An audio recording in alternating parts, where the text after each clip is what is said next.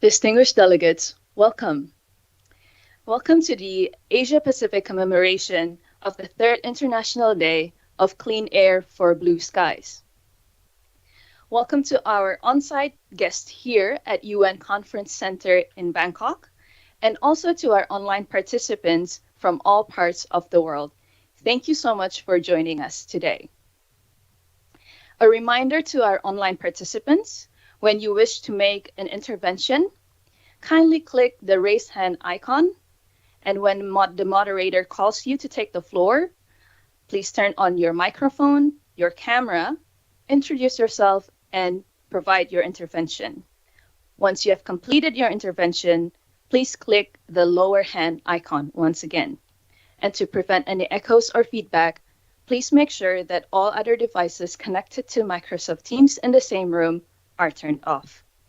Now, without further ado, I would like to request our technical team to play the public service announcement for the International Day of Clean Air for Blue Skies.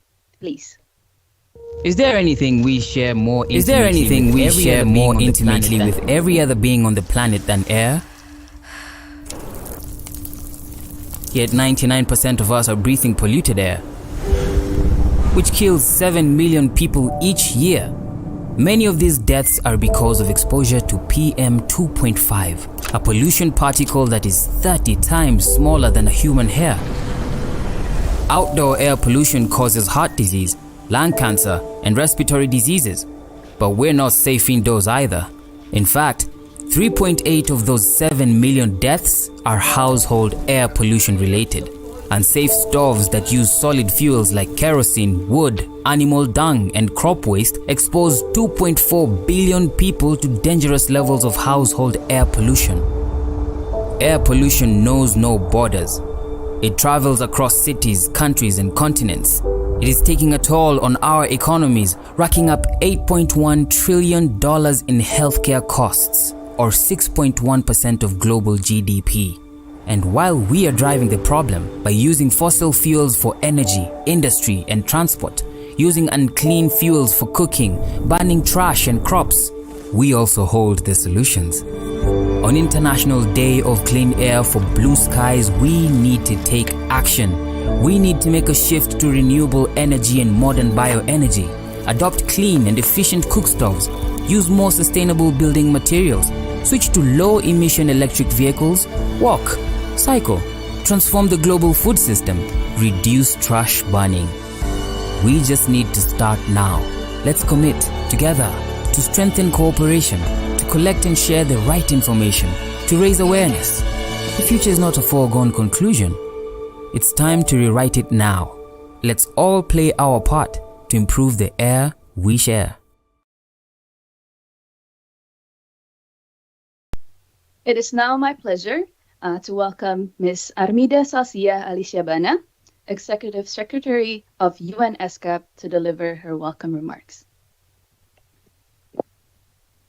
Excellency Mr.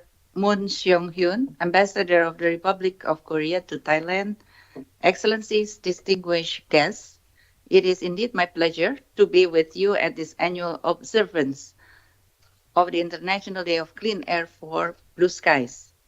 Air pollution is one of our region's most pressing environmental health and economic challenge facing us today.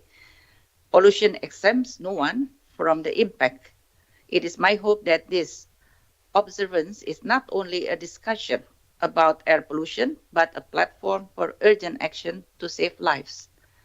We know that 2/3 of the 7 million premature deaths accountable to air pollution each year are in our region, and more than 90% of our population breathe air that poses health risk. Globally, it is believed that the average life expectancy of individuals exposed to unsafe levels of air pollution decreases by 2.2 years. In our region, this can be as high as 8 years, so almost 4 times. There are, however, significant inequities in the impact of air pollution worldwide. At local scale, poorer or disadvantaged communities often are exposed to higher levels of air pollution, and globally, low and middle income countries see both high exposures and large health impacts. Air pollution disproportionately affects those with the least resources to protect themselves, and specifically children and older persons, with household air pollution disproportionately affecting women and children the most. Now is the time to focus on the solutions to this critical challenge and capitalize on the multiple benefits of clean air. Our region's air pollution comes from a myriad of sources, and solutions must be also responsive to those contexts. Phasing out coal-based energy and building renewable energy systems will immediately improve air quality. Low-carbon mobility transitions must be part of local and national actions to improve air quality. Promoting sustainable agricultural processes or practices, including mechanization to eliminate harmful emissions from crop burning, is essential to clean air and to securing the region's food supply, and can help small-scale farmers to improve their livelihoods. No country can tackle the problem alone. Pollution has no borders and can travel across most of a continent within 3 to 4 days. This is why we need to address it as a regional and transboundary issue. Regional cooperation is essential. I'm encouraged that these Clean Air Days and the sub-regional dialogues on air pollution that we, ESCAP, organized earlier this year have led to member states deliberating on actions to be taken to strengthen regional cooperation on air pollution. Elements of regional cooperation must build on existing sub-regional initiatives and include strengthening air quality standards, sharing data, exchanging best practices, building capacities across the region, and committing to long-term multilateral cooperation to eliminate air pollution. Let us recommit to tackling this problem together. Now, at this third commemoration of the International Day of Clean Air for Blue Skies, we should all fully understand the problem, the unique circumstances of each country, and the effects on all of our citizens. Today should further boost awareness, and our common message should be that we need to take action now and work as one for the air we share. I look forward to a robust and fruitful discussion. Thank you very much. Thank you, Ibu Armida. Dear participants, it is now my pleasure to invite His Excellency Mr. Moon Seong-hyun, Ambassador of the Republic of Korea to Thailand, to deliver his welcome remarks. Morning, Madam Armida Sarsia Lishabana, Under-Secretary General of the United Nations and Executive Secretary of ESCAP, Ms. Gita Sabawal, United Nations Resident Coordinator in Thailand, Excellencies, members of Diplomatic Corps, distinguished guests, ladies and gentlemen. It gives me a great pleasure to welcome you all to this occasion marking the International Day of Clean Air for Blue Skies. I am delighted to continue the tradition of sponsoring the annual commemoration. Indeed, this initiative has been at the forefront in the efforts to deepen international cooperation in addressing the pressing matter of air pollution. First of all, let me take this opportunity to express my deepest appreciation to UNEP and ESCAP for co-organizing this important occasion. My special thanks also goes to the co-sponsors, Australia, France, Maldives, Mongolia, and the United States, as well as all the distinguished speakers for their generous and constructive contributions. I so much appreciate all you do in affirming our collective commitment to a future in which there is clean air for all. Distinguished guests, as we all know, air pollution is the single largest environmental threat to human health. To address this silent public health emergency, WHO announced in 2021 the new global air quality guidelines, tightening the air quality levels of 6 key pollutants. The updated air quality guidelines represent an urgent wake-up call for the global community, prompting us to take decisive action and adopt more stringent standards to improve the quality of the air we share. Against this backdrop, the Korean government is beefing up its efforts to tackle air pollution and accelerate climate action through integrated air quality planning. With the introduction of the proactive policies, Korea's concentration level of ultrafine dust has reduced drastically by 31% over the past 5 years. However, we will not rest on our laurels. Since last May, Korea's new government, led by President Yoon Suk-yeol, is working arduously to accelerate the green transition, shifting away from fossil fuels to renewable energy such as nuclear and wind power. Korea is in such ways in pursuing heartfelt endeavor to achieve the enhanced nationally determined contribution with a target to cut greenhouse gas emission by 40% from 2018 levels by 2030. As part of our push to achieve net zero by 2050, from this year, Korean government will further cut fine particulate emissions by 30% across all sectors within 5 years. Ladies and gentlemen, this year seems so clearly reminds us air pollution does not stop at national borders. We have witnessed only too clearly that no country acting alone can completely curb the spread of air pollutants.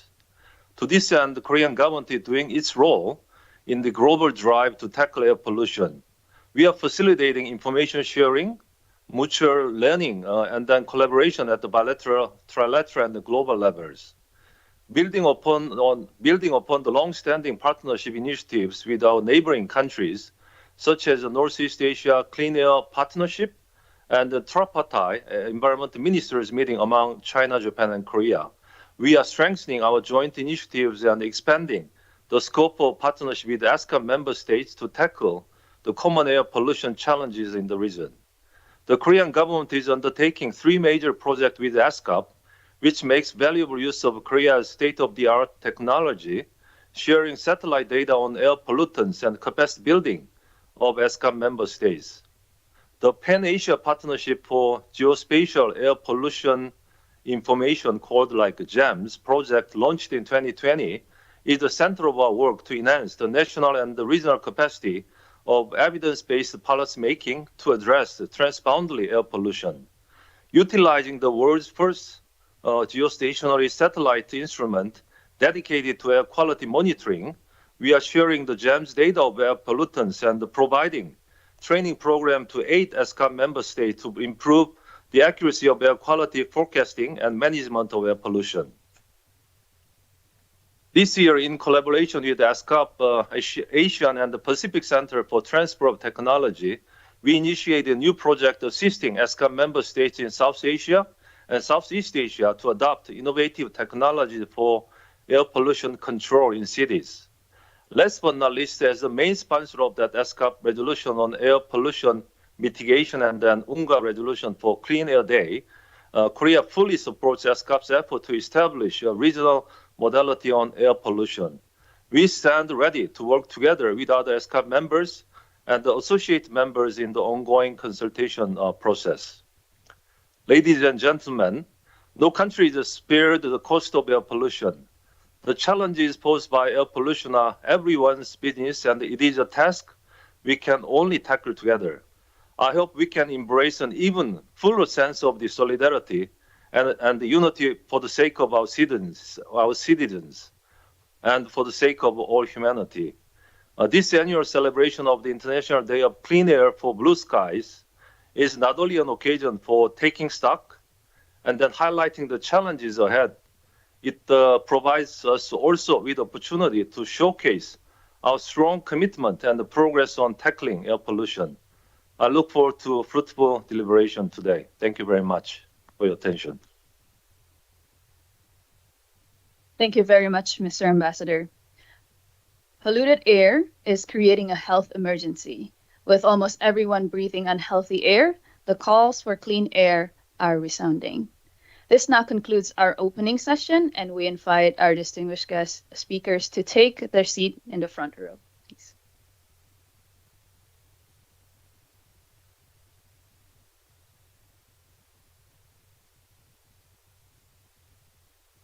In 2019, the UN General Assembly designated 7 September as the International Day of Clean Air for Blue Skies, following the international community's increasing interest in clean air. It emphasizes the need to make deliberate efforts to improve air quality to protect human health. Let's hear from Ms. Inger Anderson, Executive Director of UN Environment Program. Every breath we take keeps us alive. Every breath we take keeps us alive. And every breath we take is killing us. This is a paradox humanity caused when we created economies and societies that pollute the air. 90% of the world breathes unsafe air. Short-lived climate pollutants are driving almost half of global warming. We are witnessing devastating wildfires darkening our skies with ash and harmful particles.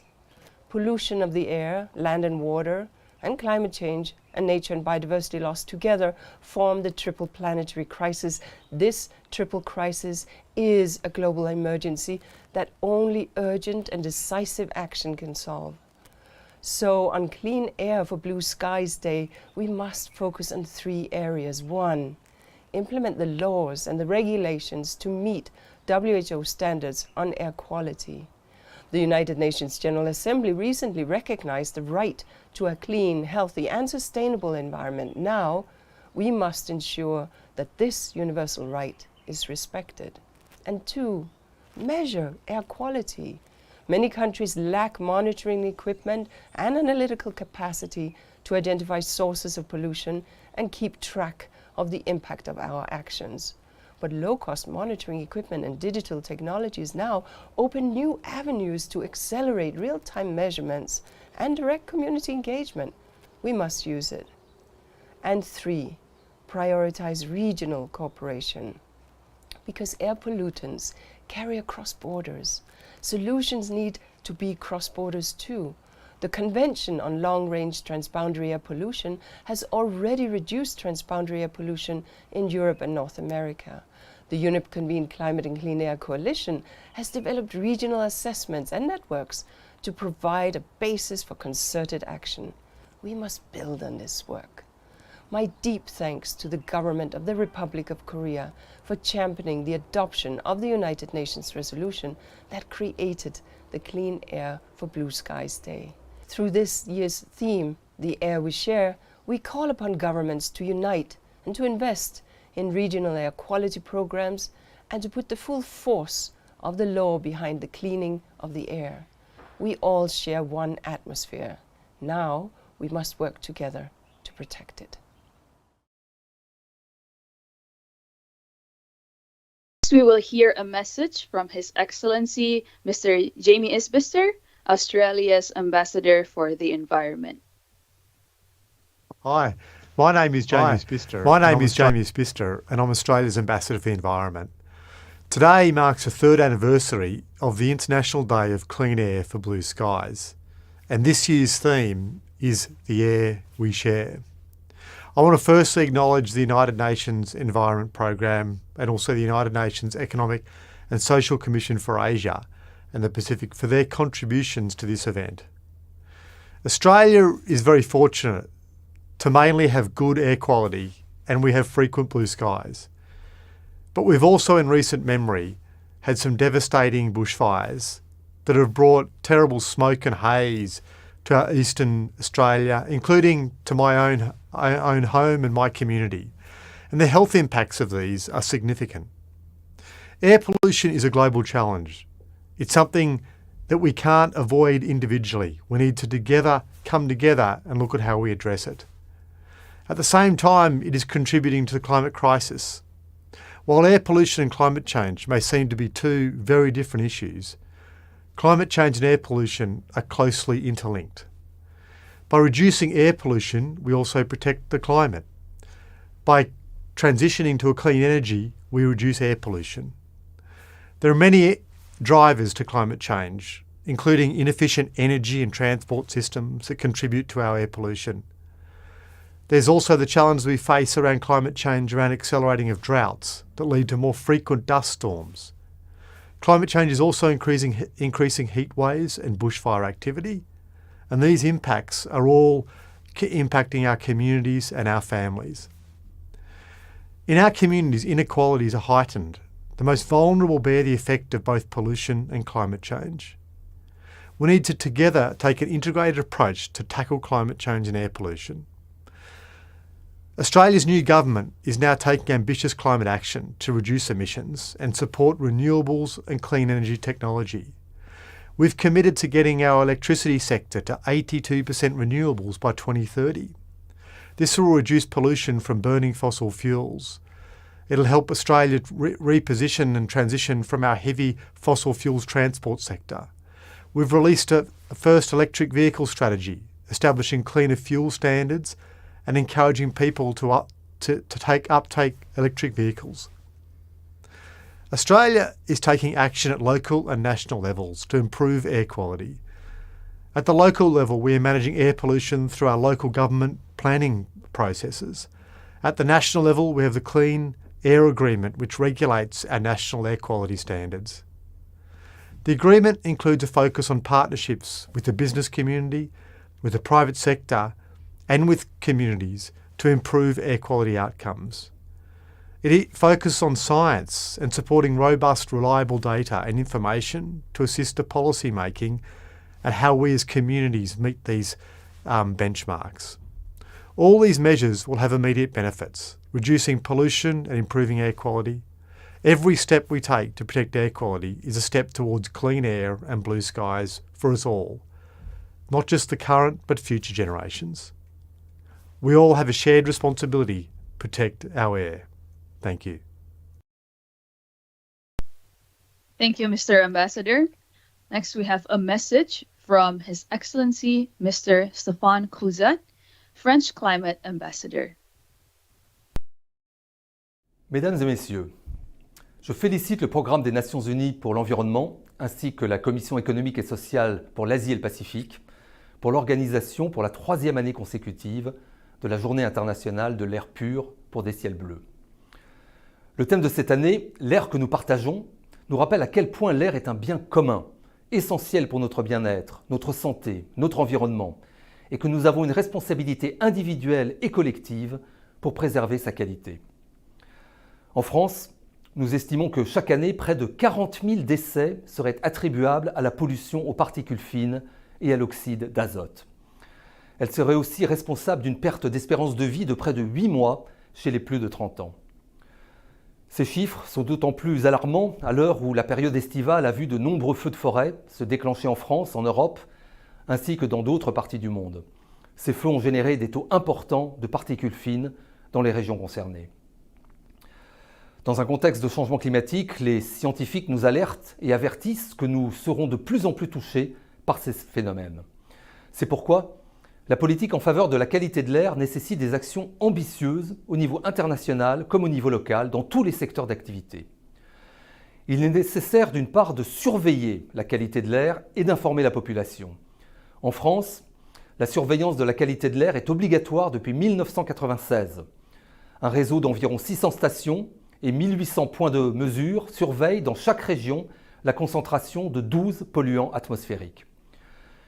Il est ensuite nécessaire de prévenir les pics de pollution en agissant sur la réduction des émissions de polluants issus des transports, de l'agriculture, du secteur résidentiel et en respectant les normes sanitaires fixées. La France se félicite que la pollution de l'air ait été identifiée par la CESAP comme sujet prioritaire de la 7e session du Comité environnement et développement qui se tiendra du 29 novembre au 1er décembre. Les travaux en cours sur la possible mise en place d'un accord régional juridiquement contraignant sur la pollution de l'air montrent l'engagement de la région Asie-Pacifique sur cette thématique cruciale. La Convention sur la pollution atmosphérique, transfrontière et longue distance, son expertise, sa longue expérience sur le sujet pourraient dans ce contexte être un excellent modèle. Vous pouvez compter sur l'appui de la France dans ces négociations.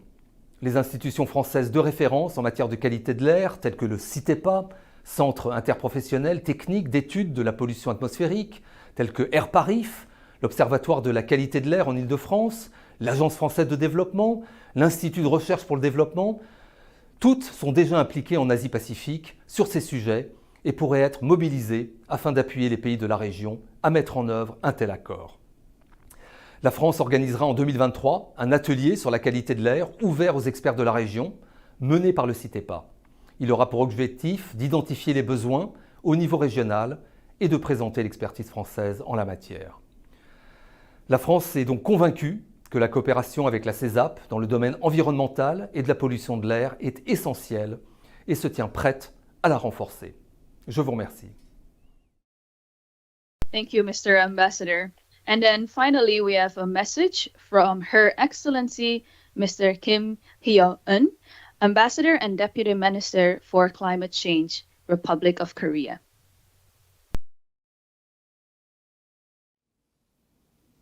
Excellencies, distinguished guests, ladies and gentlemen.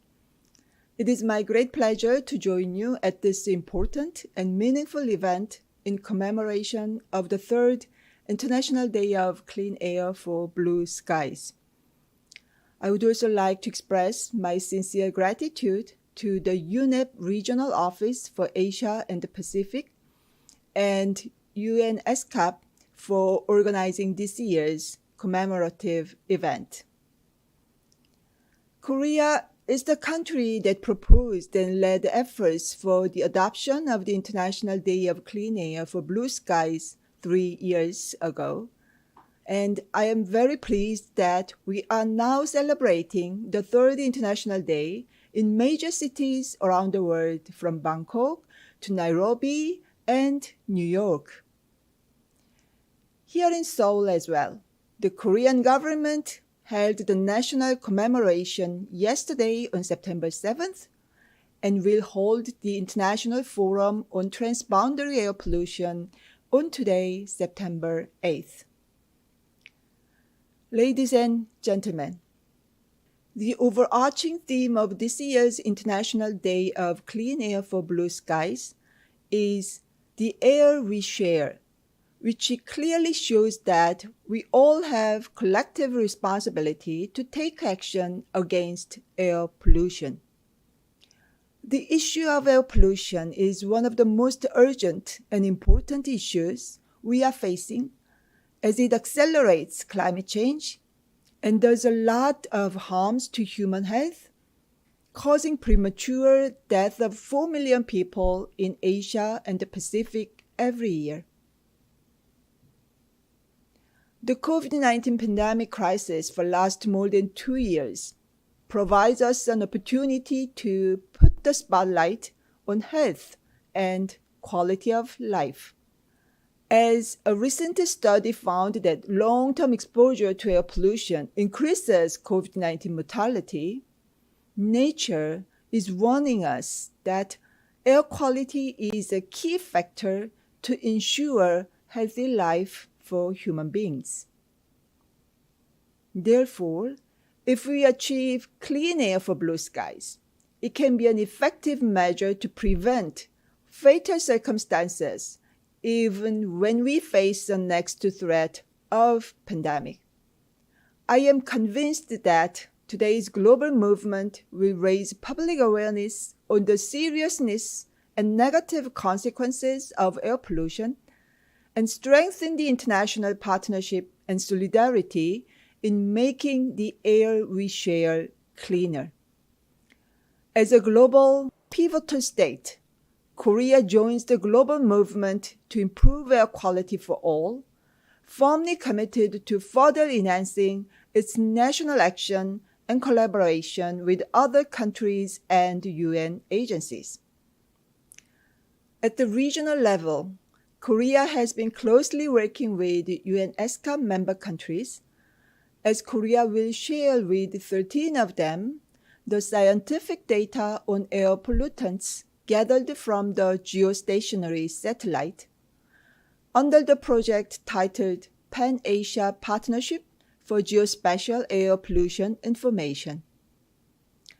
At the sub-regional level, Korea has been firmly supporting the Northeast Asia Clean Air Partnership, an initiative under the Northeast Asia Sub-Regional Program for Environmental Cooperation, with an aim to promote science-based and policy-oriented cooperation to reduce air pollution in the sub-region.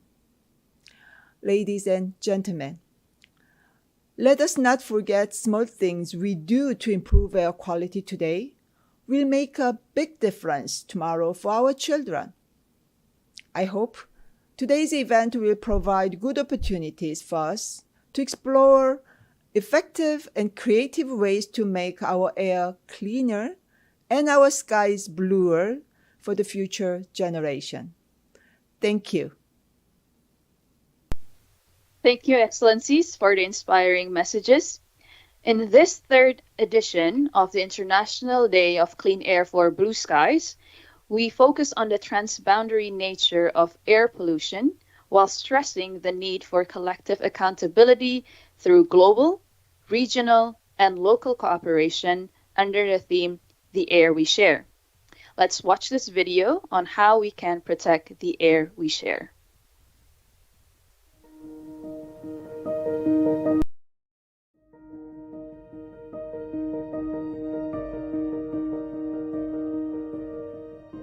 푸른 하늘이 돌아오고 있습니다.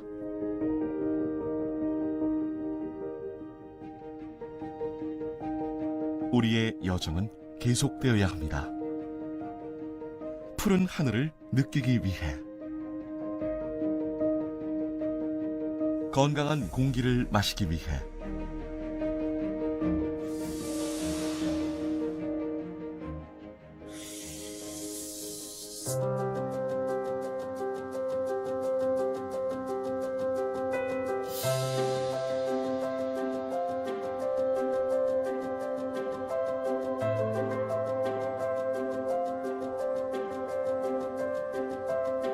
우리는 알고 있습니다.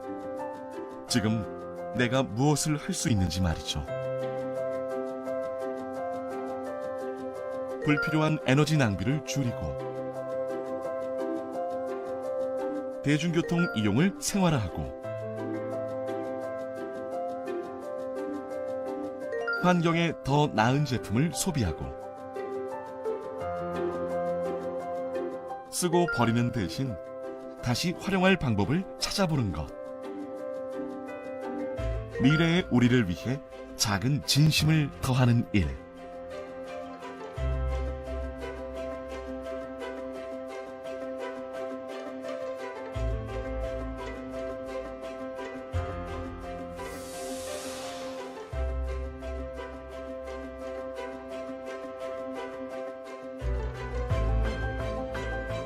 오늘 내가 그리고 당신이 시작합니다.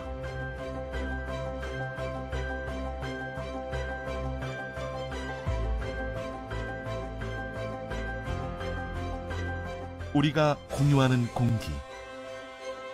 나의 행동을 더하다.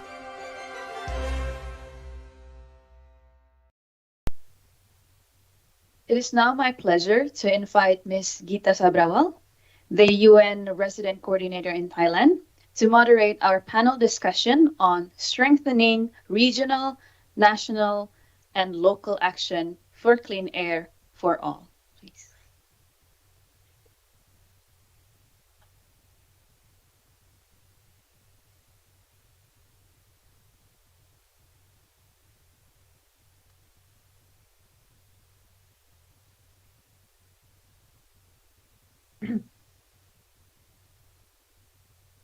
Good afternoon, everyone.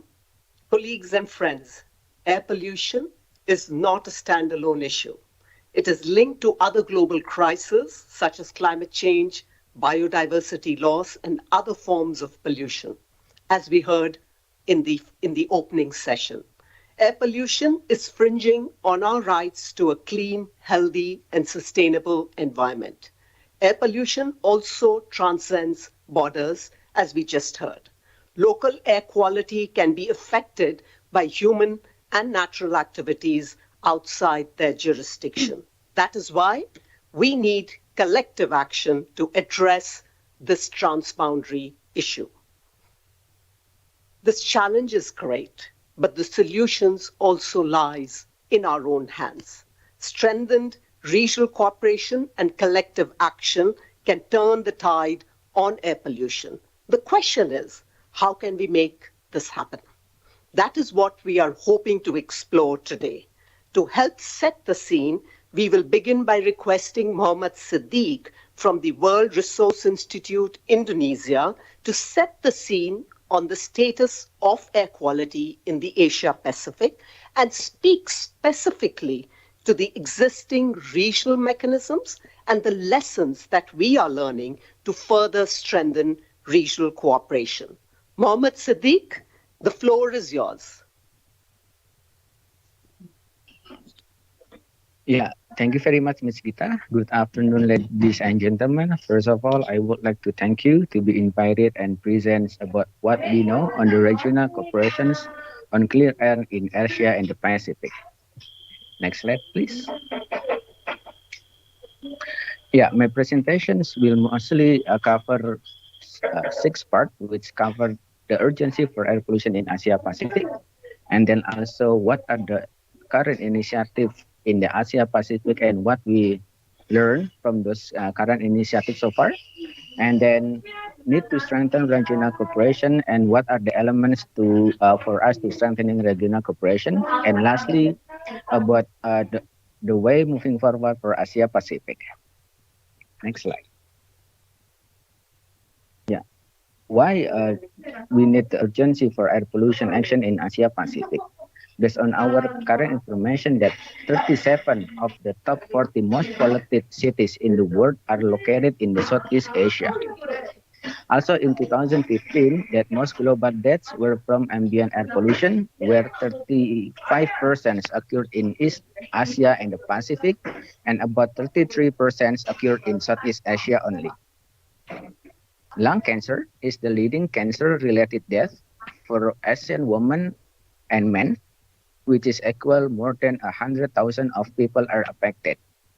Lastly, that the air pollution is set to account for a reduction of 1% to 2.5% in GDP across different economies in Asia by 2060. Next slide. Then what are the current initiatives to address air pollution in the Asia Pacific? Here are the lists which are covered the Asia Pacific Clean Air Partnership, ESCAP, Acid Deposition Monitoring Network in East Asia, ASEAN Transboundary Haze Pollutions, Climate and Clean Air Coalition, CCAC, the Convention on Long-Range Transboundary Air Pollution, or CLRTAP, Northeast ASEAN Sub-Regional Program for Environment Cooperation, or NIASPEC, Tripartite Environment Minister Meeting, or TEMM, Clean Air Asia, CAA, Northeast ASEAN Clean Air Partnership, or NIACAP. Next slide. Then what we learned from those current initiatives so far. So we have mapping out what are the strengths and limitations. On the strengths, at least there are 4 strengths on those initiatives. First, it is integrating the technical expert from the diverse nation. Second, it's also sharing knowledge to capture transboundary movement of air pollutions. Third, the policies could be transformed into a practical actions. Lastly, that the active collaboration intra-regional and international to improve member countries' technical, legal, and also institutional capacity. Before those strengths, we also see the limitations of the current initiative, which cover that the data and methodology are outdated on conducting air quality research. Second, research component may not support policy point of view. Third one, the initiative may take a very long time, so it will be challenging to measure the result in the short terms.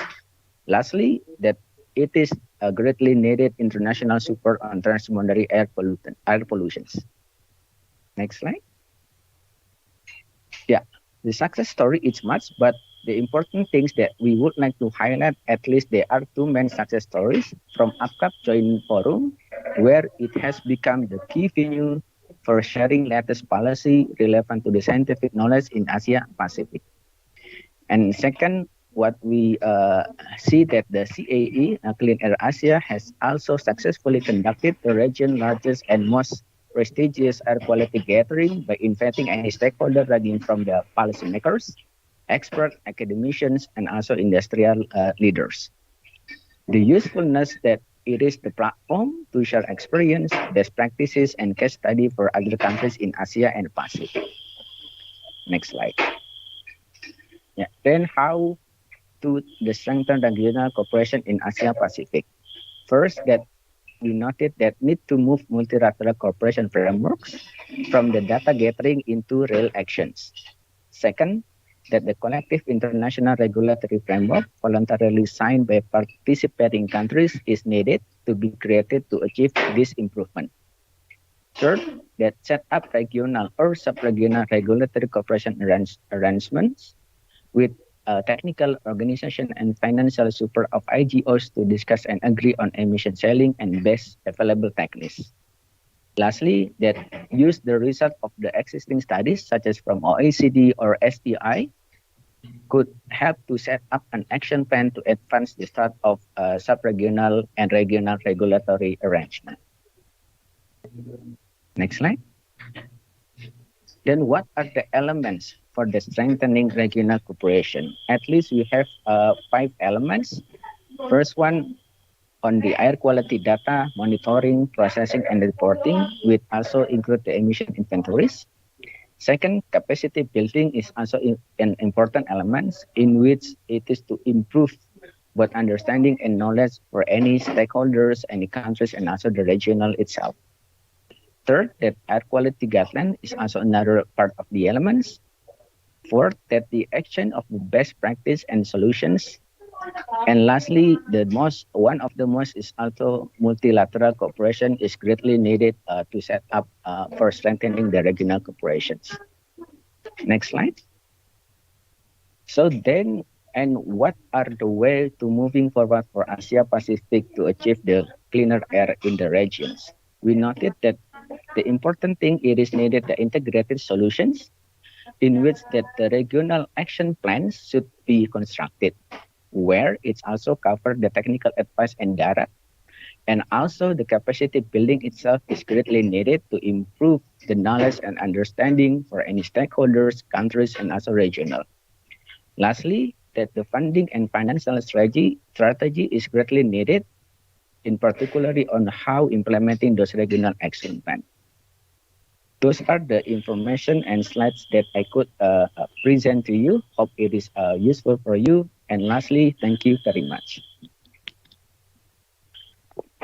Thank you, Mohammad Sadiq, for very comprehensive scene-setting presentation, which sets the context for our 4 panelists. Let me take this opportunity to now introduce the 4 panelists. Let me start with Kun Prompom Vitiseth, who is the advisor to the governor of Bangkok and who's joining us here in Bangkok. Our second panelist is Karen Legger, Managing Director Air Paris, who's joining us from Paris.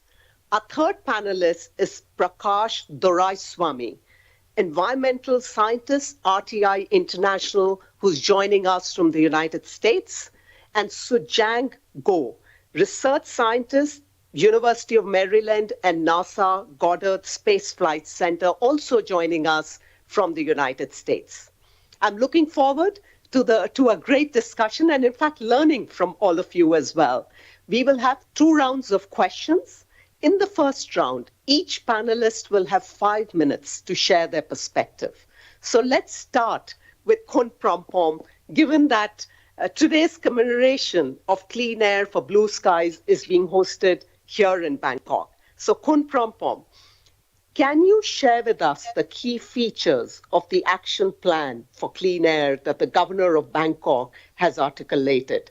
And any examples, key highlights of the action plan. So over to you, Kun Prompom. Thank you. Thank you very much, Kun Gita, and hello, everybody. So I'm here on representation of the governor of Bangkok, Kun Chachat Sittipan. So the PM 2.5, of course, is the mandate of the people when we had an election a few months ago. So, and it's, of course, it's a very issue that is very close to the heart of Bangkokians or citizens. And the governor has laid out 16 action plans that is to be implemented. But I think one of the key highlights that I want to emphasize is that we want to promote the collaboration between stakeholders, not only local, but national, but also regional as well. So there has been a lot of work being done, and has been done from PM 2.5 in Bangkok, but a lot of it has been done in silo. And the point of the governor, he wants to break this silo and find ways to work together. So 2 examples I want to share with us all today. First is that the governor wants to promote a policy in what he calls pollution detective. So in the past, we have, based our actions a lot on the research being done that PM 2.5 in Bangkok is mostly, 70% from transport and, many other things. But we have to question again if that is true. And, a lot of academics have done research on this, but everyone is doing their own thing separately. The point of the governor is he wants to create a council of all the experts to come together and share and discuss amongst each other of what have you done in your research, how it could be used in Bangkok, and how can we move forward together. So to create a platform for all the experts to come together. Second, that is in terms of prevention, knowing where the sources of air pollution is and finding ways to move forward together. And second one is protection of Bangkokians. And you may have heard or not that one of the key policy for the governor is to plant 1 million trees. And this is a way to build a green wall to protect Bangkokians from, the effects of air pollution. And again, similar to the work, the silo point that I mentioned, a lot of people are doing their own environmental campaigns, private sector, the academia, public sector, etc. We want to get them to come and join together in a platform under our 1 million tree campaign. And you can see that we already have more than 1 million pledges, exactly 1.8 million already of people from all sectors coming together and pledging to help Bangkok plant more trees. So this is a policy that no need for much investment. It's a policy that emphasizes on collaboration between all the stakeholders who are already doing work or wanting to do work on the critical issue of PM 2.5. The role of BMA is to break the silo, to create a platform for everyone to come in and show their support, and together that we move forward to tackle this critical issue. So that's the point that I want to highlight. Thank you. Thank you, Khun Prompong. The 3 underlining features that I picked up are participation and collaboration of stakeholders, use of technology, which is important to understand the sources of pollution. And third is the protection of Bangkok through the planting of million trees. And we look forward to contributing to that pledge as well when we meet with the governor later this afternoon together with the UN country team. So thank you, Khun Prompong. Let's move on to our second panelist, Karen Legger. Karen, can you share the example of your planned work in Bangkok for addressing air pollution through data sharing, use of technology to build capacities and best practices in support of clean air? Over to you, Karen Legger. Karen. Good morning, Excellencies, distinguished guests, UN and ESCAP members. It's a great honor for me to be here this morning and to be able to present partly what has been done in Paris and how we would like to share it through multilateral cooperation in Southeast Asia. Next, please. Air pollution is not something new. It's something that happened several centuries ago. Next, please. It has been improved a lot thanks to European regulation, but also the French Air Act, which has been mentioned earlier, which recognized for the first time the right to breathe an air which is not harmful for health. This is echoing the latest decision of UN to have the right to live in an environment which is not harmful.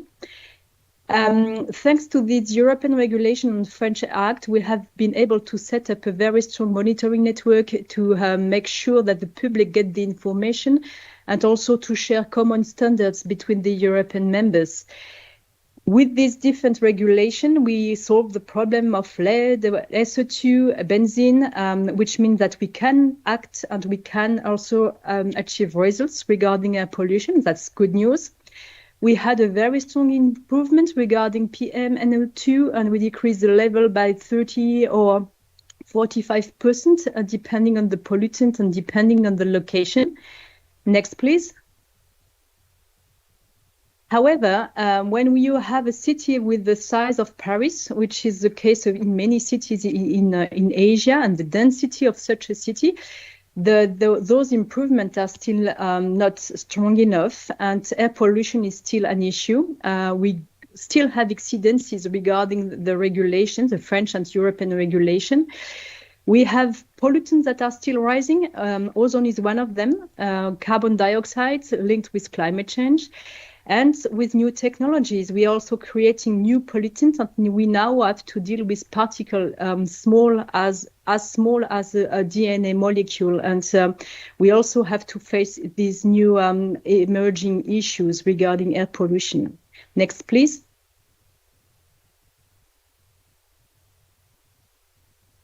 We think that reliable measurement is a key to sustainable development, monitoring and planning, but also for citizens' information. We also acknowledge that microsensors are rapidly developing, especially in Southeast Asia, but not only. And there is also an increasing demand on the performance of these devices through independent and recognized evaluation under realistic conditions. And as an independent organization monitoring air pollution, we also wanted to be able to provide guidance for any potential user, authorities, private sector, citizens relying on these microsensors. And we also would like to promote innovation because we think that innovation can help us to improve further and faster air pollution. That's why we started the first microsensor challenge in Paris in 2018, based on long-standing expertise because we have been monitoring air pollution for 40 years and our national cooperation. And the next step, thanks to BMA and thanks to the French embassy, we will launch a French-Thai edition of this microsensors challenge, which will take place in 2023. And we will make evaluation of these devices both in France and in Thailand with different cocktail of pollutant and different meteorological conditions. Next, please. We think that it's an example of how we could strengthen the collaboration to address air pollution in Southeast Asia, because it's going to be a very strong consortium with the support of the French ambassador and the governor of Bangkok. It will involve international experts with WWO, ESCAP, BMA, NIMT, and IAT from the Thai expert, as well as French experts. We also get the financial support from the Clean Air Fund, Bloomberg Philanthropies, ADEM. AFD is also deeply involved, and this is in conjunction with common project aiming at strengthening cooperation in Southeast Asia, at the regional scale with ASEAN, at the national scale with Thailand and Cambodia, for instance, but also at the city level. And we do work with AFD in Bangkok and in Hanoi. And through this project, we would like to address the multilateral cooperation, sharing data, expertise on best practices, and capacity building. Next, please.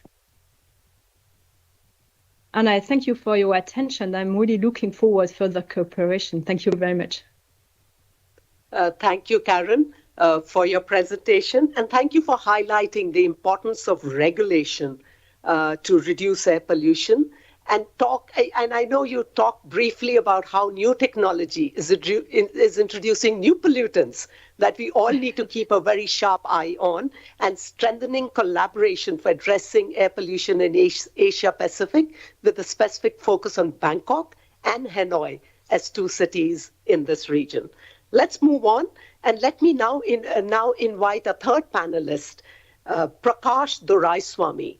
Prakash, can you provide reflections on your work related to key sources of air pollution for Asia Pacific and share examples of clean air solutions that are emerging in addressing these sources?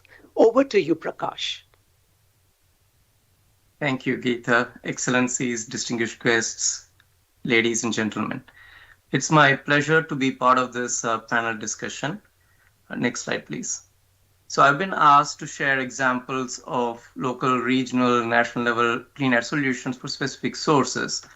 I would like to share with you today on emerging solutions for agricultural residue burning based on my interactions with stakeholders in India, the approach for the transportation sector that's been used in the US, and then finally conclude with an initiative to fill data gaps in air quality monitoring in Southeast Asia. Next slide, please. So let's look at the agricultural residue burning for some context. So every year, nearly 15 million tons of paddy residue is burned around late September to early October to get the fields ready for wheat plantation. So switching from rice to wheat. And farmers have just a 15-day window to prepare the fields. And so they resort to burning the rice stubble residue after harvesting as a quick and inexpensive solution. Obviously, this has immense air pollution and health impacts, but also it degrades soil quality and deprives the soil of the nutrients and organic matter. Next slide, please. So among the options available for managing the residue, there's both ex situ option, which is removing the residue and then transporting it for external processing. And then there are in situ options, which is incorporating the residue back into the soil. And thereby you allow natural degradation and fertilization. So our discussions with stakeholders indicated that the Happy Seeder technology, that's the name of the technology, in situ option was found to be most beneficial. This technology was developed by the Punjab Agricultural University in collaboration with the Australian Centre for Agricultural Research. Now, studies have shown that application of this technology resulted in increased yield, reduction in the use of chemical fertilizer after 3 to 4 years, among other benefits. A team of collaborators in India, including Punjab Agricultural University, CIMITI, and other collaborators, performed pilot studies and found that more than 80% of the participating farmers did not burn during that pilot study.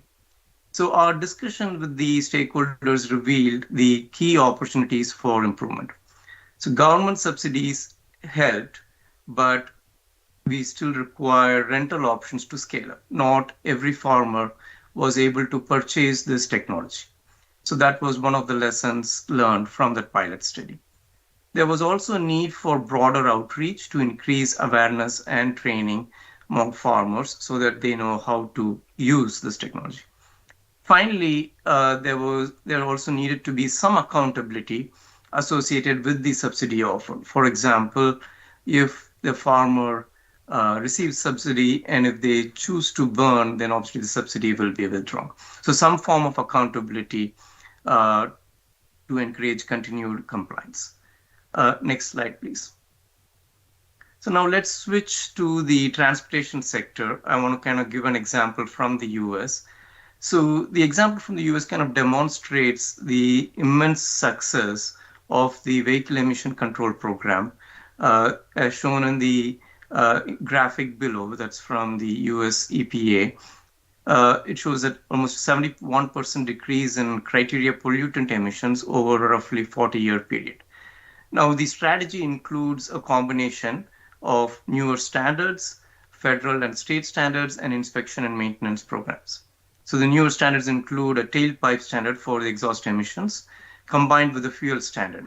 Cleaner fuel is necessary for proper operation of the catalyst in these exhaust control technologies. And there's a federal standard that applies across the nation, so it kind of sets the baseline. And then states could choose to adopt a stricter standard, for example, California, that leads the nation and the world in vehicle emission control program. Now, there's also an inspection program in most states that ensure proper maintenance and operation of these vehicles. Now, countries in Southeast Asia have the opportunity to plan and adopt newer standards for vehicles and other transportation modes. India, for example, has leapfrogged into adopting the Bharat 6, which is equivalent to the Euro 6 standards.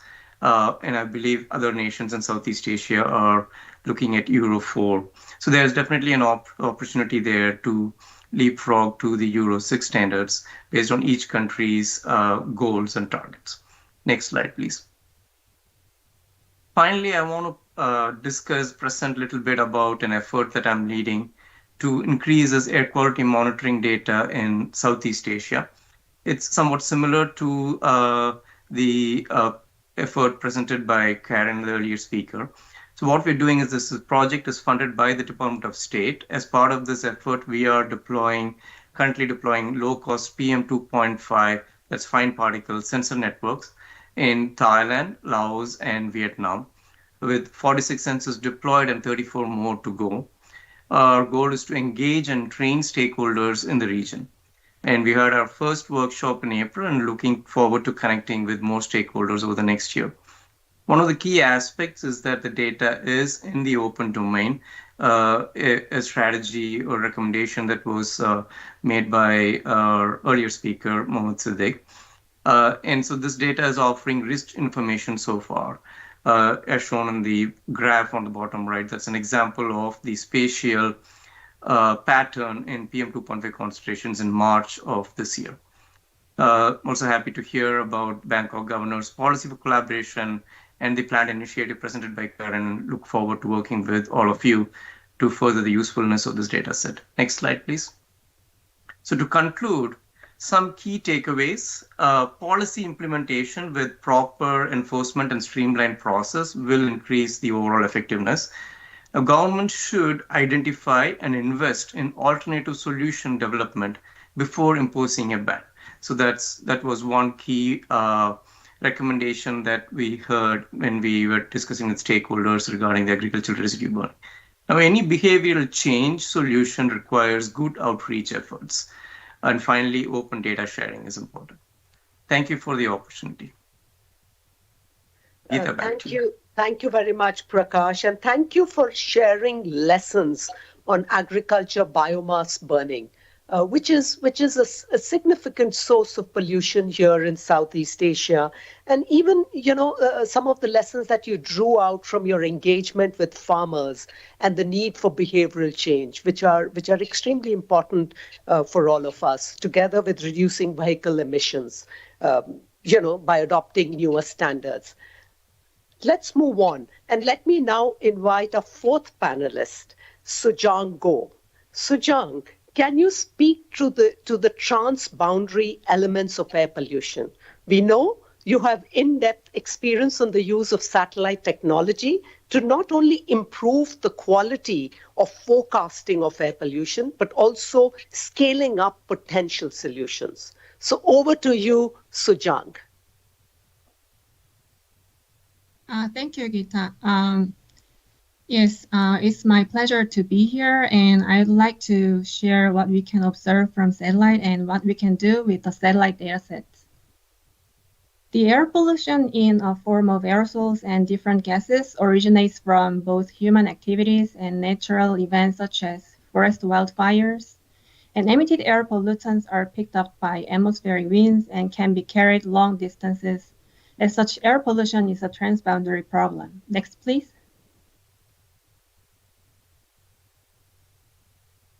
So this is the brief contents that I would like to share today. Next, please. Next slide, please. Although most air pollution problems are caused by local or regional sources of emissions, air pollution does not stop at national borders. Severe air pollution cross borders by seasonal winds, so-called monsoon, and this is atmospheric transport. So this figure shows the pollution outbreak in January 2020 covering Laos, Thailand, Cambodia, and Vietnam, transported toward the coastline near the Bay of Bengal by wind moving from north and east toward the north and east observed from NASA MODIS satellite datasets. Previously, most of transboundary flows of pollutants had been monitored from low Earth orbit satellites, which measures air pollution once per day globally over 700 kilometers above Earth. Next slide, please. And with the advanced technology, now satellite can observe air pollutants from geostationary Earth orbit, which provides data every hour during the daytime over 36,000 kilometers above Earth. This figure shows GOSI geostationary satellite aerosol data processing system installed at the Air Quality Forecast Center of the National Institute of Environmental Research in Korea and currently in near real-time operation. On this day, high PM10 and PM2.5, which exceeded their standard, detected on the ground in the capital city of Korea, Seoul, and from satellite data, we could monitor the transboundary flows of air pollutants across the Yellow Sea every hour during the daytime. Next slide, please. With the aim to monitor transboundary pollution events over the Korean Peninsula and Asia-Pacific region, the Geostationary Environmental Monitoring Spectrometer GEMS launched in 2020 and providing air pollution data every hour during the daytime. Next, please. The major products of GEMS consist of ozone, aerosol, nitrate, sulfate, surface, and clouds. And given that ozone and aerosols are causes of climate change, GEMS mission has several main objectives, such as supporting climate change policy, environmental policy by monitoring long-range transport of transboundary pollution, or improving air quality forecast system. Also, by participating in Committee on Earth Observation Satellites or international environmental agreements, GEMS will support and strengthen multilateral cooperation and will create synergy with existing meteorological and ocean color satellites. Next slide, please. NASA and Korea government had a field campaign named CROSS-AQ to test the GEMS mission prior to launch of GEMS. The aircraft named Gyotasu flew over the Korean Peninsula with the test version of GEMS instrument on board. And this picture is very interesting because it shows the local SO2 coal power plants emitters at high resolution near the capital city Seoul in Korea. On May 11th and May 17th, the wind is transporting SO2 plumes from south to north. And GEMS is providing similar data hourly during the daytime, but with coarser spatial resolution shown by the yellow box. Next slide, please. Currently, GEMS datasets and images are publicly available through NIR homepage, and here is the list of GEMS main contributions, providing near real-time monitoring of local emissions and transboundary air pollution, and improving air pollutants emission estimates and manage capability to build clean air, and providing scientific evidence to guide government policy decisions, and providing near real-time air quality information to researchers and general public. Thank you. Thank you, Sujang. And very, very impressive images. And I reckon they are from the GEMS satellite that provide near real-time data on PM2.5 particles, which are used to monitor transboundary flows of air pollutants. Thank you, Sujang, once again. I would now like to move on to a second round of questions for our panelists. Each panelist will have 2 minutes to share your perspective on one opportunity that you see to strengthen cooperation to raise the ambition for clean air action. This is a rapid fire round. So I would request each of you to stick to your 2 minutes, and let's start with you, Kun Prompom. Over to you. Thank you. So I think the collaboration with the regional and global efforts is very important for Bangkok. The governor has a thinking, right? He says to stand on the shoulder of a giant. A lot of things we don't need to think of ourselves as a city. A lot of things are being done, useful things and efforts being done around the world already. We can learn from them. We can learn from the best, from what is being done in the region, and also, being done in other areas around the world as well. So I think the sharing of knowledge, the sharing of resources is very important, and one thing that, we prioritize a lot as a local government. So no need to, find the innovation ourselves, but can learn from others. But also PM 2.5 is a critical issue for Bangkok, and it's not only the source not only starts here, it starts from other places as well in the outskirts, from biomass, burning, agriculture, and also industrial estates. So I think we need collaboration and sharing of information from between the local government and the national as well. And a good thing is that the Ministry of Natural Resources and Environment of Thailand is very collaborative, and they're willing to help us in a lot of things. And we are to set up a joint committee between the BMA and also the Ministry of Environment, which is a good step forward. So again, collaboration not only on the national level, but regional and global level is very important for us. Thank you. Thank you, Kun Prompom. Collaboration for knowledge and technological resources. Those are your two big takeaways. Let's move on and let's invite Karen to step in. Karen, over to you.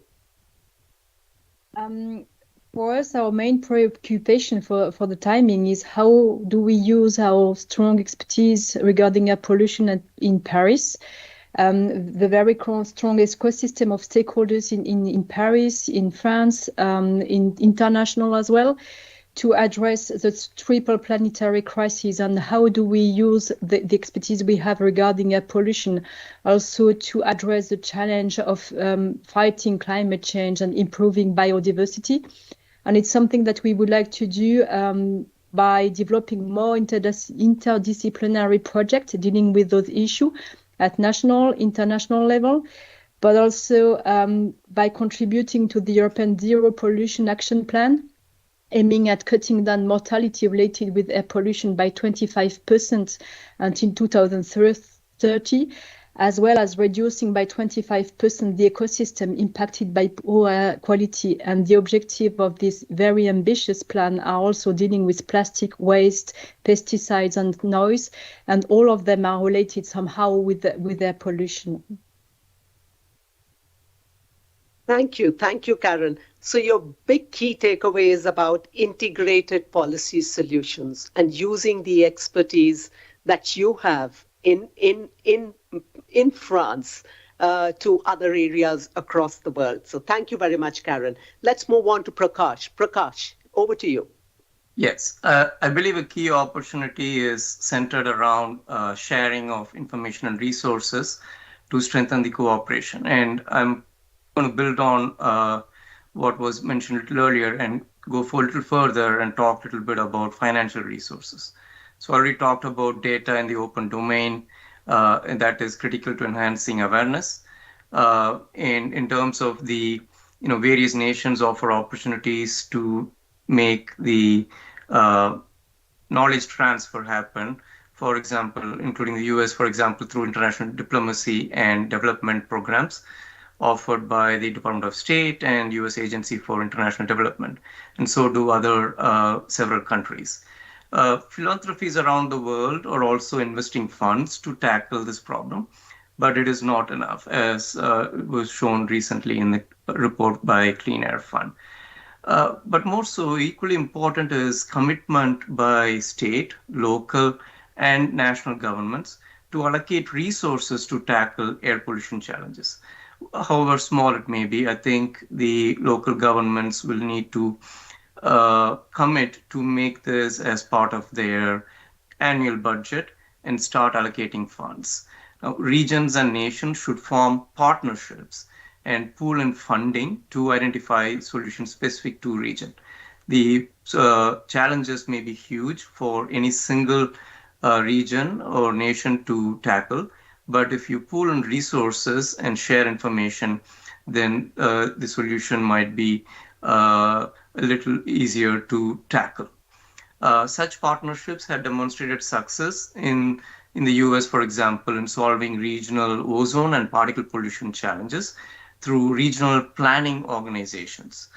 So through our collective action, we'll be able to strengthen cooperation and help address the imminent challenges. Thank you. Thanks, Prakash. The three takeaways that I see commitments by national and local governments to air pollution, your point about leveraging partnerships for financial resources to tackle this challenge, and third, sharing knowledge transfer, that how do we ensure effective knowledge transfer for addressing air pollution. Let's move on, and let me now invite Sujang. Sujang, over to you. Thank you. I think the Asia AQ and SIJAQ campaign, which will be held in January to March in 2024 over Southeast Asia, is an opportunity for international collaboration. Working with local partners to apply multi-perspective observations in a consistent strategy across interested Asian countries to improve both specific understanding of local air quality issues and general understanding of common challenges in the interpretation of satellite observations and modeling of air quality. To be successful, Asia IQ needs strong science representation in each location to define specific local science objectives and connect the team to the local science and regulatory communities, and communicate the benefits of permitting research flights in complex airspace over these densely populated areas.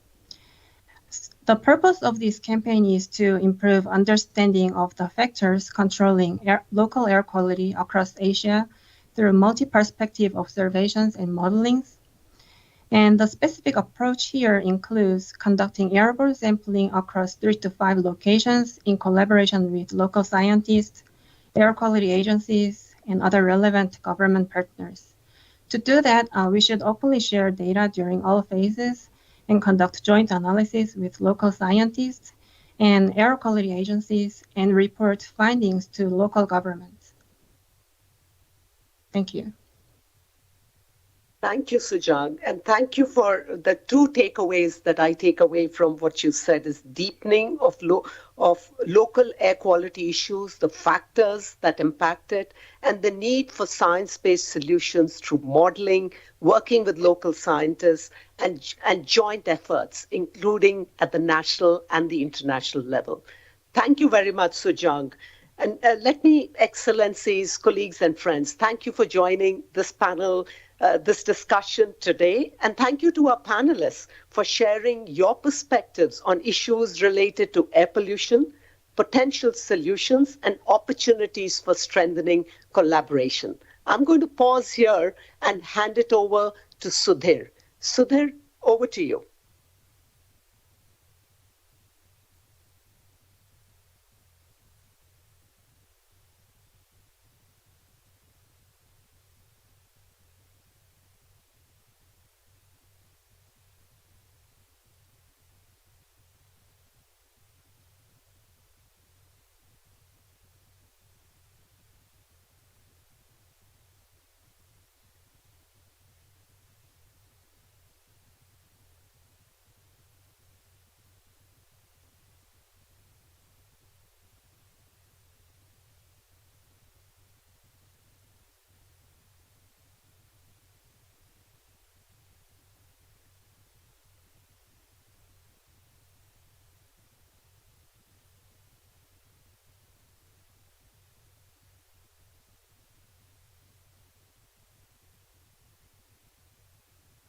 Take into account in finding solutions and addressing this challenge.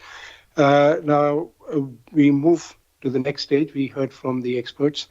We now proceed to the reflections from member states and stakeholders. I have a list of speakers and would ask the member state who wish to be recognized to please do raise your hands, and then we will add you to the list.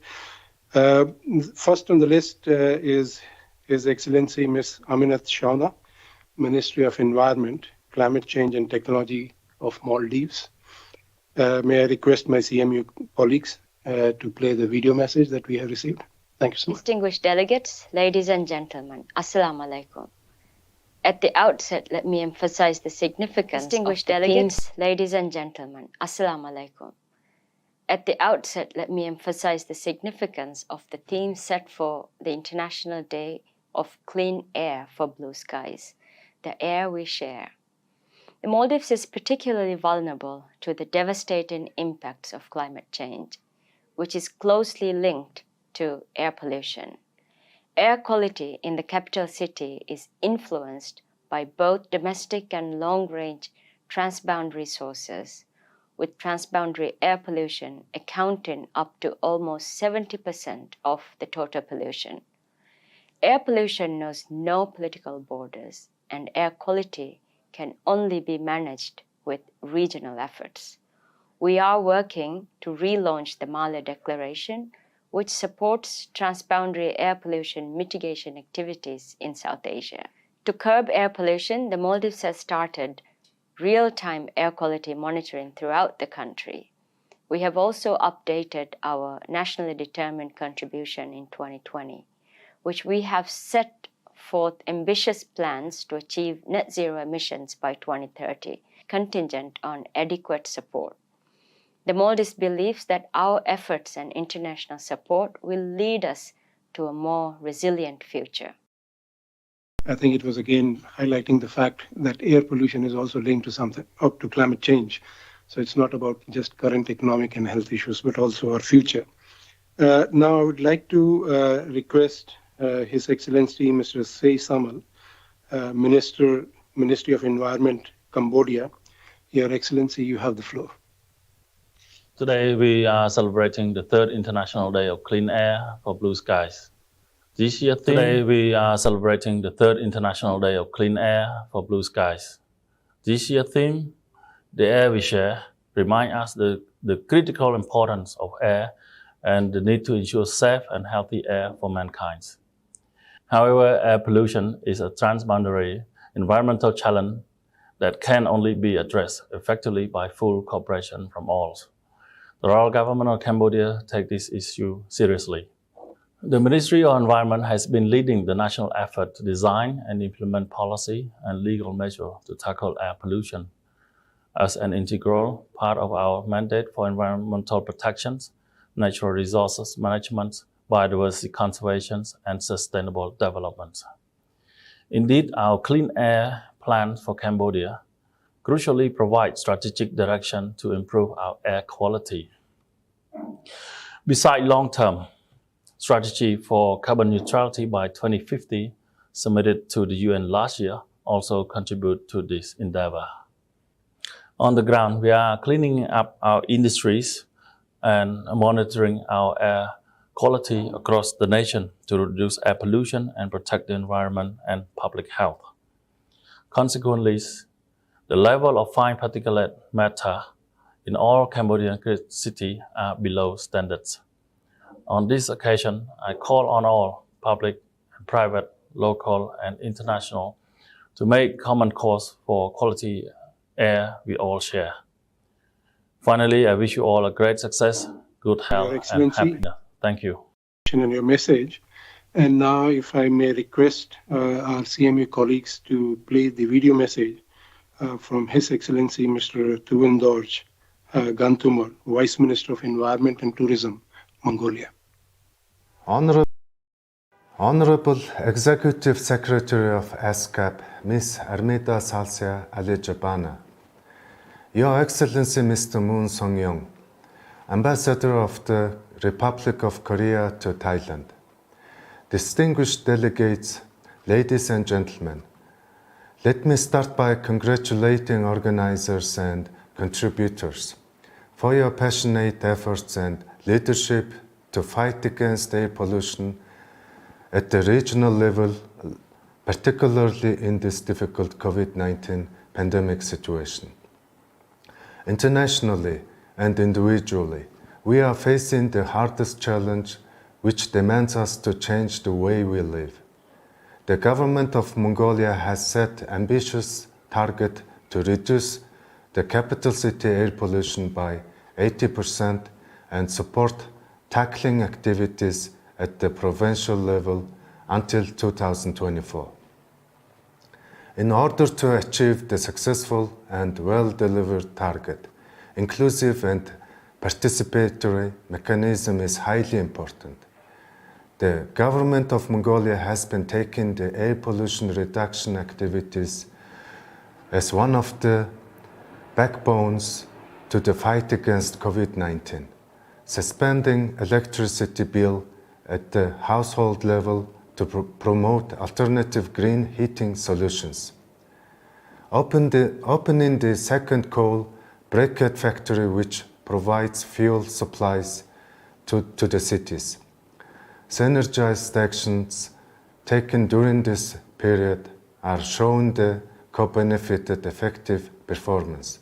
Private sector contribution and participation to join the action taken by the government is increasing with mutual benefit solutions, such as establishing agreement among commercial banks and the government to provide soft loans to the people and entities aimed at the mitigation of a greenhouse gas emission and increasing energy efficiency, both targeted to reduce air pollution. In addition to our nation and international efforts to fight air pollution, we have been cooperating with countries in the region.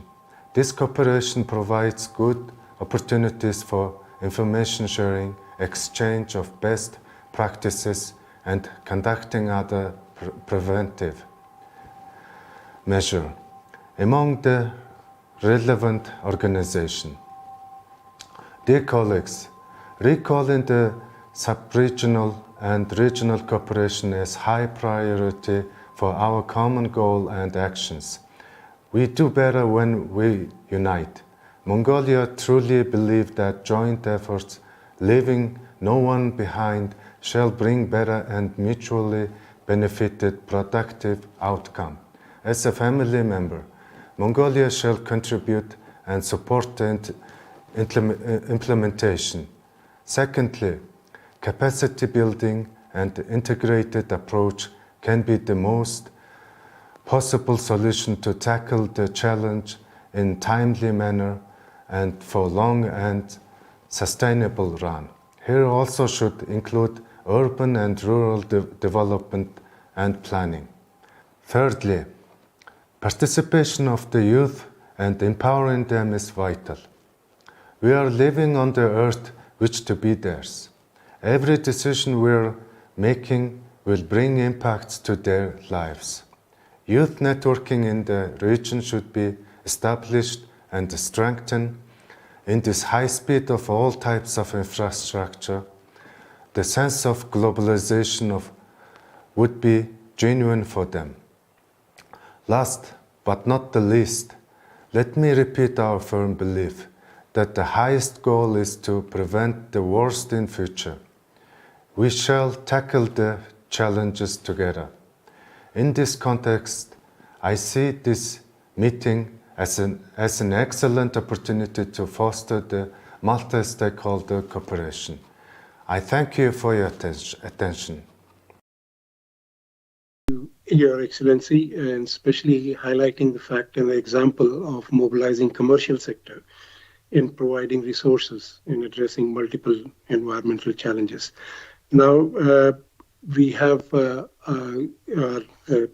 representatives here, and I would like to first call upon His Excellency Mr. Eunicio de Jesus Martins, Ambassador Extraordinary and Plenipotentiary and Permanent Representative of ESCAP from the Embassy of Timor-Leste in Bangkok. Excellency, the floor is yours.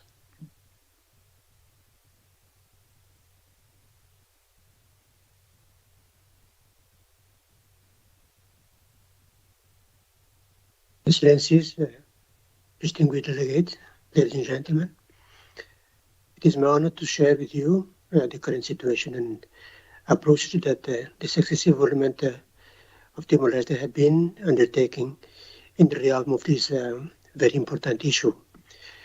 Timor-Leste is considered a non-emitter country with cumulative annual emissions equating to less than 0.003% of global emissions.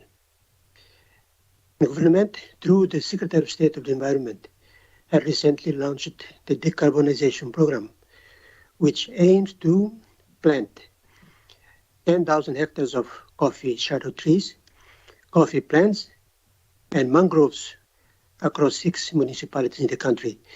The trees will be monitored through an electronic monitoring system, tree tagging, to ensure its survival and its capacity to sequestrate carbon from the atmosphere. The government also promotes and facilitates private investment on carbon farming in Timor-Leste. As a member state to the United Nations Framework Convention to Climate Change, Timor-Leste is committed to formulating low-carbon strategy for carbon neutrality through promotion and implementation of clean and renewable energy, reforestation issue for GHG mitigation initiatives, regulating land use and carbon market participation. Additionally, Timor-Leste is in the process of revising its nationally determined contribution with covering issues of mitigation, adaptation, and considering means of implementation, including finance, technology, and capacity building. Timor-Leste has formulated and submitted its national adaptation plan to UNFCCC, with covering all the key development sectors aiming at increasing resilience and reduce vulnerability. Timor-Leste, through the Secretary of State for Environment, has formulated national climate change policy that would be used as a guiding policy instrument for the government to address climate change matters. Timor-Leste is committed to ratify the Kigali Amendment to the Montreal Protocol and in turn develop a hydrofluorocarbons phase-out management plan that expands the coverage of Timor-Leste's NDC to include activities required for an economy-wide phase-out of HFCs. Through the new clarification plan, the government is committed to transform diesel-based power plant to natural gas as the main power supply across the country. In the transportation sector, the government bans the importation of used vehicles of 5 years and older, and also promote the use of electric public transport in 4 municipalities. The Secretary of State of Environment promotes customary practices such as Tarabandu to prohibit deforestation, slash and burn, and other unsustainable land use practices. Through zero plastic policy, the plastic waste is reduced, managed which consequently minimizes air pollution through burning of plastic and other waste. Thank you for your attention. Thank you, Your Excellency, and thanks for sharing with us the efforts of the government of Timor-Leste in addressing both the local as well as the international environmental challenges. Now, I would like to request His Excellency Ms. Millicent Cruz Paredes, Ambassador Extraordinary and Plenipotentiary and Permanent Representative to ESCAP, Embassy of the Republic of the Philippines. Floor is yours, ma'am. Excellencies, ladies and gentlemen, allow me first to thank ESCAP and the United Nations Environment Program for organizing this event and bringing us all together today. This year's global theme of The Air We Share captures the urgency of strengthening national action and regional collaboration to improve air quality. One example of regional collaboration is the Pan-Asia Partnership for Geospatial Air Pollution Information Project and the Pandora Asia Network, where the Philippines is a participant. It is a technology transfer, data sharing, capacity building, and international cooperation initiative on air pollution made possible with the support of the Republic of Korea through the Korea International Cooperation Agency, or KOICA, and the National Institute of Environmental Research. ESCAP and the Korea Environment Corporation serve as implementing partners, while the Philippines Space Agency serves as a lead for the Philippines. The project monitors the condition of air quality in participating countries using data from the Geostationary Environment Monitoring Spectrometer, or GEMS, as previously mentioned today by Ms. Sojung Go. And this is aboard the GeoCompsat 2B satellite and a network of ground-based remote sensing instruments for data validation called Pandora. the Philippine Space Agency aims to deploy Pandora instruments in the Philippines to aid this global network by the end of 2022. The Philippines seeks to use GEMS data to understand patterns of air quality across the Philippines, identify main sources of pollution, operationalize monitoring of air quality for disaster mitigation, and pollution management, among others. The Philippines is pleased to be part of this important endeavor and looks forward to working with more partners on this project, as well as other forms of regional collaboration to improve the quality of the air we share. Thank you for your attention. Thank you, Your Excellency, and thanks for sharing the fact that how the regional and international collaboration is actually benefiting countries in improving their policy and regulatory environment. I would now like to call upon Mr. Edward Sagerton, Jr., U.S. Permanent Representative. The floor is yours, sir. Thank you. Good afternoon. First, on behalf of the United States, I'd like to commend ESCAP for hosting this important event, and also thank our panelists for providing such informative presentations. The U.S. is thrilled to help commemorate the third International Day of Clean Air for Blue Skies. And the United States strongly supports the ongoing efforts within ESCAP to strengthen regional cooperation on air pollution. As you know, air pollution takes away years of our lives, harms the health of our children, and slows the growth of our economies. On the other side of the equation, addressing air pollution does not need to impede economic growth. For example, since 1970, when the United States enacted our Clean Air Act, we have reduced the emission of the most dangerous pollutants by 78%, even as our economy grew by nearly 300% over the same period. The United States Environmental Protection Agency, or EPA, estimates that every dollar invested in cleaning the air returns $30 to $90 in improved health and economic productivity. So cleaning the air we breathe makes good economic sense, but that doesn't make it easy, which is why regional cooperation is so essential. Such cooperation enables economies of scales in building capacity for air quality management. Not every country needs to develop expertise in every aspect of air quality management. Instead, international partners can share expertise across borders in a cooperative framework. Regional cooperation is also the most effective way to deal with transboundary pollution. A good example of this is the Convention on Long-Range Transboundary Air Pollution, known as LURTAP. LURTAP came into effect in 1983, and emissions of air pollutants in Europe have been decreased by 40 to 80% since then. I think LURTAP provides an excellent model as we begin building a regional framework for reducing air pollution in this region. Thank you for your time, and thank you for your dedication in addressing this critical issue. Thank you, Mr. Sagerton Jr., for your intervention, and especially highlighting the fact that addressing air pollution doesn't mean that it negatively impacts economy. Actually, it does benefit the economies. With that, I turn to our intervention from Mr. Ziaul Haq, Director, Ministry of Environment, who is online with us. Mr. Haq, the floor is yours.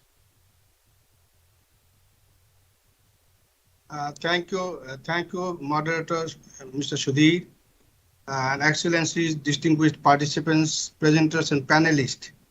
As we have learned from distinguished speakers that have already made some important points, good points on air quality, pollution, and other important issues.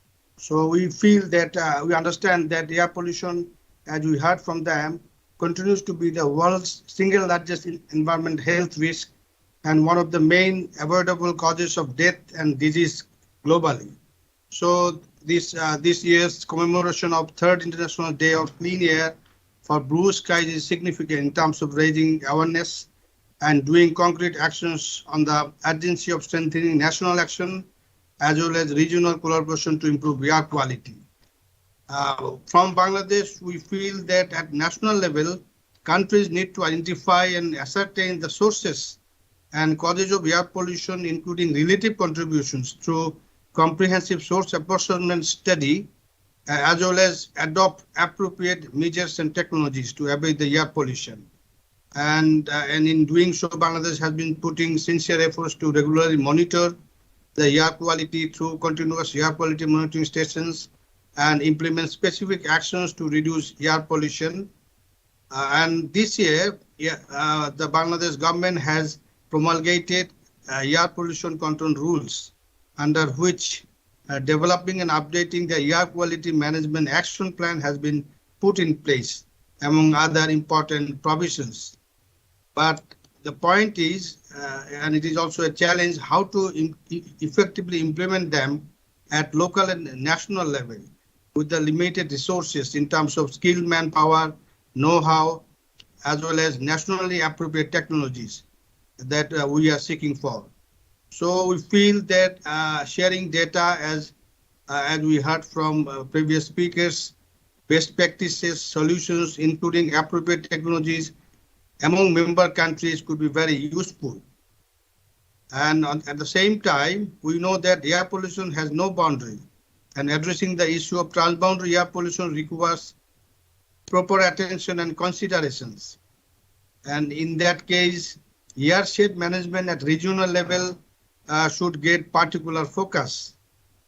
Mr. Muhammad Siddiq and other panelists have made a number of good points on how to promote multilateral cooperation, particularly regional collaboration. In South Asia, we have heard from Maldives that we have Malé Declaration on Transboundary Air Pollution. So we need to see the concrete outcome out of this process of a Malé Declaration in South Asia. And we also feel that now it is high time to establish regional international collaborative platform to effectively address the air pollution at national and regional level meaningfully. And we know that there are actions already taken up by the national governments, but the point is that we need to have further actions at regional level to capture the whole issues of air pollution that is also transboundary in nature. I thank you, Mr. Moderator. Thank you, Mr. Huck, and thanks for reiterating the fact that the need of the hour is to strengthen the regional and international cooperation for exchange of data and information that helps effectively address this issue. With those interventions, we don't have any further interventions now, so we come to an end of this session, and thanks to all the interventions for, in a way, actually complementing and reinforcing the messages which the panelists have put forward.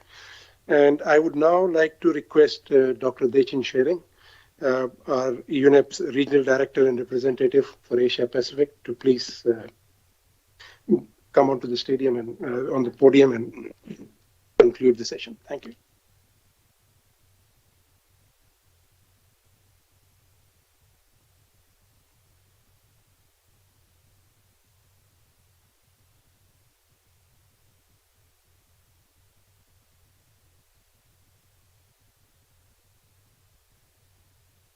Thank you, Sudhir.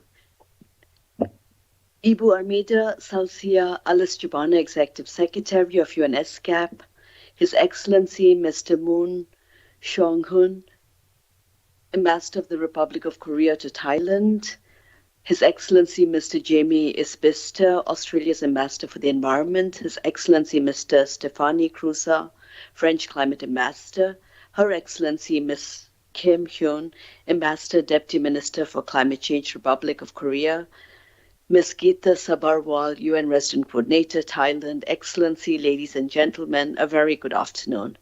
Let me first begin by thanking the Embassy of the Republic of Korea to Thailand and the UN Economic and Social Commission for Asia Pacific and other partners for organizing the Asia Pacific commemoration of the International Day of Clean Air for Blue Skies. This is the third edition of the International Day of Clean Air for Blue Skies, stressing the importance of clean air and the urgency to work together to improve the air we share and to protect health. This year's theme we've heard is the air we share, and it's really focused on the transboundary nature of air pollution and strengthening the need for collective accountability through global, regional, and local cooperation. Much ground has already been covered today. And I think if we start with, I think the case of investing in addressing air pollution is clear. We've also heard that we have technologies, we have data, and we've heard from the World Resources Institute that there's a series of really good initiatives already in place. But what we're finding from the work that we are doing on addressing air pollution, good initiatives, a lot of good examples, but the air quality in our region is deteriorating. It's not enough. We know now that it's the greatest environmental threat to human health, and World Health Organization has talked about air pollution being, sort of a health risk. We know that air pollution contributes to the climate crises. It endangers health and livelihoods for both current and future generations. And we know this is magnified in cities where more than half of the world's population live. Again, we all breathe the same air, but I heard a really good quote the other day that we might be in the same storm, but we're not in the same boat. I think the most vulnerable and marginalized amongst us bear the brunt, and this is the elderly and children. And it infringes on, at the UN General Assembly, it infringes on a right to a clean, healthy, and sustainable environment. And this is a right that we now know as fundamental. We've heard that we have to strengthen air quality laws and regulations, and UNEP did an extensive review of air pollution laws, and we found there were many provisions in constitutions, but we found that it varied. Enforcement was poor, it wasn't uniform, and so we know that we need to focus on the regulatory frameworks.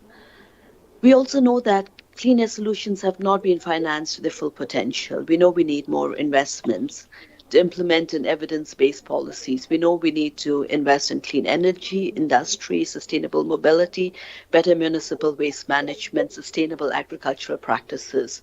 One of the earlier panelists talked about how this has to form the budgets at the local level, at the national level, while there is, of course, the importance of international assistance.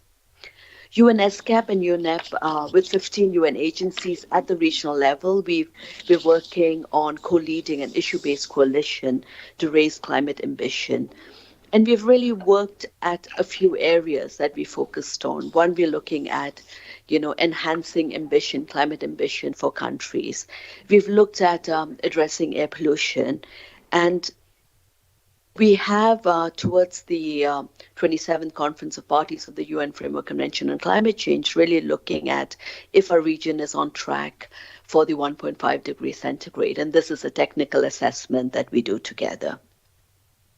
And if you look at the IPCC, the Intergovernmental Panel on Climate Change, and trying to keep within 1.5 degrees centigrade, the focus has to be on mitigating not only greenhouse gas emissions, but non-carbon dioxide pollutants, because they produce multiple benefits for climate and health.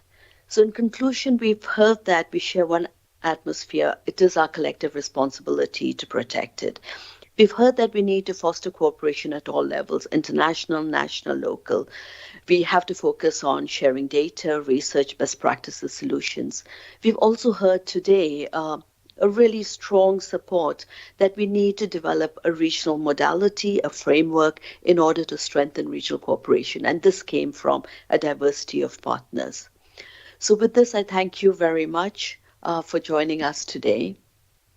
And I will now hand back to the moderator. Thank you. Thank you very much, Nishen. Thank you, everyone, for joining us for the third commemoration of the International Day of Clean Air for Blue Skies. And we look forward to working with all of you to bring back clear skies in the region. And lastly, I would like to invite all the delegates to a lunch reception in the public foyer on the ground floor. And this is sponsored kindly by Australia and the Republic of Korea. Thank you so much, everyone.